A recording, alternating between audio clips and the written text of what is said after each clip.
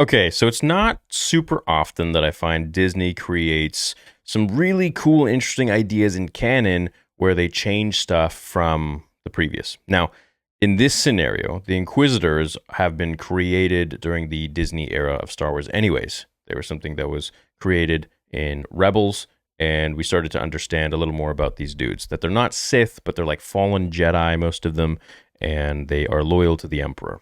Now, in the new Inquisitor book that's coming out, Palpatine is actually revealing, or rather, the girl, Iskat, is actually revealing how Palpatine was able to save these Inquisitors from Order 66, and it's actually pretty interesting. I like this. So let's get right into it. Palpatine would naturally give these dissatisfied Jedi a gentle nudge whenever he crossed their paths. So if you remember a little while ago, we read one of the excerpts from the new book, and in the book it was talking about how Iskat was a Jedi, and very loyal to the Jedi, but had a lot of differing beliefs, right? Like Ahsoka, like Anakin, like some of the other Jedi we've seen. And she ended up meeting Palpatine. She had to escort him like to the elevator or something, I remember.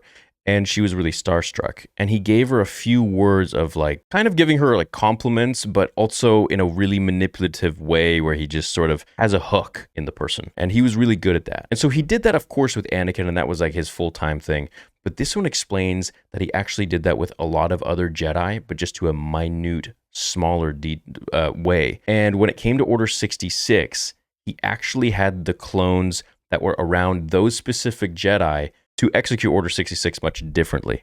And we're going to get to that right now. Palpatine would have been unable to devote significant time to these potential Inquisitors, though, and so the rise of the Red Blade revealed Darth Sidious sent agents into the Jedi Temple. The shroud of the dark side had fallen over the galaxy, blinding the Jedi to Palpatine's spies in the temple. Worse still, the disaffected Jedi roaming the temple would have considered this a safe space, allowing themselves to open up to anybody within its walls. They had no idea they were being manipulated. Finally, the Clone Wars came to their tragic end when Palpatine issued Order 66. He deliberately engineered a situation where the Jedi were scattered across the galaxy and the clone troopers with potential Inquisitors received different orders. Really, really weird. So, like, let's say with this Iskat, let's say with the Grand Inquisitor, for example, the clone troopers that were around the Grand Inquisitor received different orders than like Commander Cody, for example, or Rex.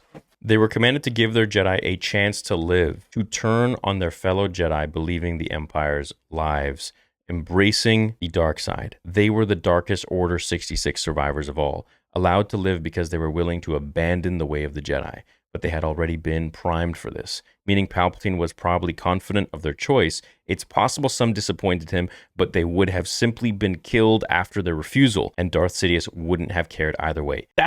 I like that. That is actually pretty sick. So Palpatine is like planting his seed in these select Jedi for so many years, right? And then eventually when Order 66 comes around, he doesn't give the same order to every single clone. He remembers which clone is with which Jedi. And he knows the ones that he planted the seed into, he would tell those clones to basically give them an ultimatum. Hey, turn to the dark side right now. Fight with us clones against the treasonous Jedi or die. And of course, many of them, the Inquisitors at least, chose to be loyal to the Emperor, to Palpatine. Brilliant, brilliant.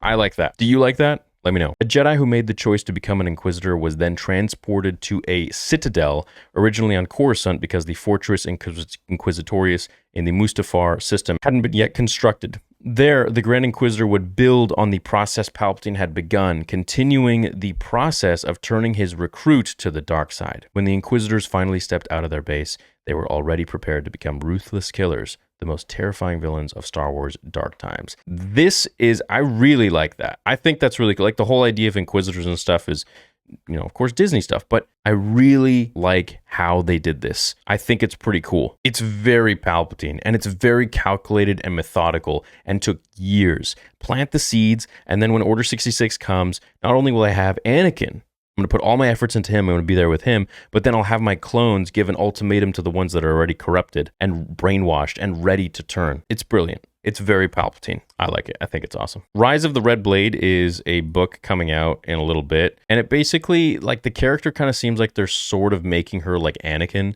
and Ahsoka mixed together. And, I'm going to read it. We're going to see what it's all about. However, this reasoning as to how Palpatine manipulated and saved the Inquisitors and kind of gave them that choice and how they were kind of created, I like that. I always said that the Star Wars books, have always been so much better than the actual shows. Dooku, Jedi Lost, Master and Apprentice, and all the other books that they have, well, not all of them, but most of them have actually been, when they go back to these original times of the Clone Wars and prequels, I think they've done a really fantastic job. And I think whoever is, the story group or whatever, they really understand and have a grasp, like a good understanding, a good grasp of these characters in that sense. How this all happened with the sequel trilogy, I have no idea at all. But at the end of the day, I'm glad that the books are at least, readable and enjoyable, at least for the most part, most of them. But anyways, as for this, I think it's really great. I love it. Let me know what you guys think. And as always, thank you for watching today's video. Catch me on Star Wars Theory Podcast on Spotify and Apple iTunes. Until the next episode, remember the Force will be with you always.